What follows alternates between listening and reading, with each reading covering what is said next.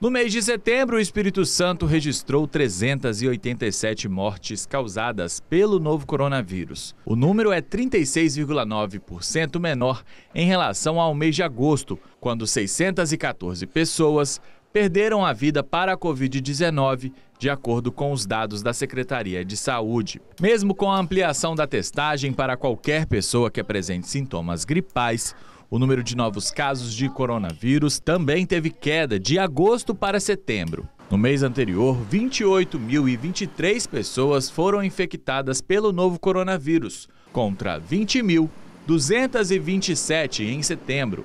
Mas apesar da redução no número de casos e de mortes no mês de setembro, aqui no Espírito Santo, pela primeira vez desde julho, a taxa de transmissão do novo coronavírus voltou a ficar acima de 1. Isso significa que a descida da curva epidemiológica aqui no estado está mais lenta e pode demorar a chegar próximo de zero. Isso também significa que o número de mortes pode aumentar nos próximos meses.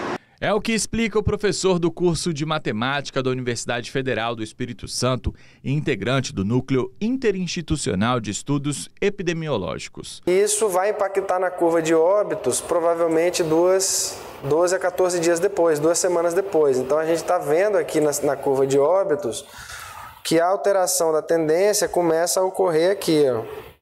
E aí a gente precisa monitorar para ver se isso vai se confirmar um platô aqui também na curva de óbitos.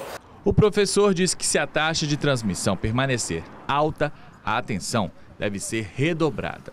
A gente chegou a essa taxa de contágio na Grande Vitória a 0,37. Então, a gente já vem aumentando o contágio há algumas semanas, né? A taxa de contágio, diminuindo a velocidade de descida. Agora, pela primeira vez, depois que nós ficamos abaixo de 1, estamos acima de 1 na taxa de contágio. É preciso monitorar, porque a taxa de contágio acima de 1, por menor que seja, mas se permanecer por algumas semanas, assim, 4, 5 semanas, isso vai representar uma nova subida. A epidemiologista e professora da UFES, que também é integrante do núcleo que auxilia o governo do estado, diz que o crescimento do contágio também preocupa.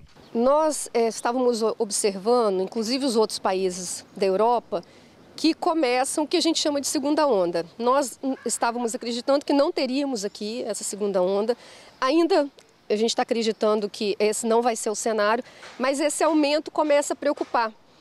E quando a gente olha para Amazonas, principalmente, né, onde começou a pandemia, estava um pouco mais adiantado que a gente, teve o comportamento de diminuição, chegaram a ter menos de 1, 2 casos de óbito por dia. Então estavam assim bem próximos do controle e agora a situação mudou totalmente. Então a gente já estava observando esse comportamento no Amazonas, achando estranho, mas ainda sem entender. E agora a gente começa aqui com uma situação bem semelhante. A pesquisadora reforça ainda que, mesmo em risco baixo, a população não deve abandonar os cuidados para evitar a contaminação. Há uma diferença do risco populacional, que o mapa de risco tem a intenção de mostrar, que é uma relação mais do território, do que está acontecendo ali nos municípios, e tem o risco individual. O risco de cada pessoa em relação aos seus fatores de risco, que não tem nada a ver com o mapa de risco. Tá? Então, assim, é preciso que cada um agora passe a avaliar esse risco individual, esses fatores de risco. Então, assim, idade, convivência com pessoas que estão em grupo de risco, o fato de você ter, né, hipertensão, diabetes, obesidade, tudo isso te coloca, tem um fator de risco maior. Então, isso tudo tem que ser avaliado.